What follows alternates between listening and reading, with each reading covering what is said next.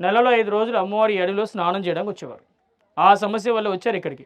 అలా అమ్మవారి ఇక్కడికి వచ్చి ఈ వాగులో స్నానం చేస్తుంటే ఆ వెనకున్న పొడవైన రాయి మీద రాములు వారు కూర్చొని కాపలా కాసేవారు.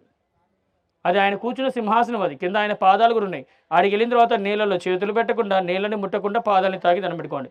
మరి సీతమ్మ వారు ఇక్కడికి వచ్చి స్నానం చేసుకొని ఈ రాతి మీద చీరలు ఆరేసుకొని ఆ 5 రోజులు ఇక్కడే కాలక్షేపం చేసుకున్న తర్వాత చివరిగా 6వ రోజు ఇంటికి వెళ్ళేటప్పుడు ఏం తీసుకెళ్ళాలి?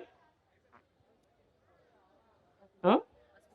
ఆడవాళ్ళకి ముఖ్యంగా ఉండాల్సింది, కావాల్సింది పసుపు కుంకుమలు. ఎందుకంటే అది 5వ తరం కాబట్టి. మరి అమ్మవారు ఇక్కడ 5వ తరంతో వెళ్ళాలంటే మరి పసుపు కుంకుమలతో వెళ్ళాలి కదా!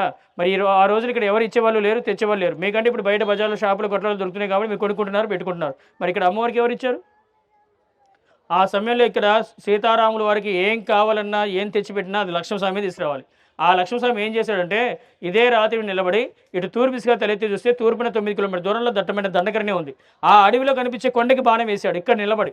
ఆయన వేసిన ఒకే ఒక బాణానికి 70 అడుగుల కొండ అడ్డంగా బద్దలై ఆ కొండ పగిలి పసుపు కుంకుమ రాళ్ళతో ఈ జల పుట్టుకొచ్చింది.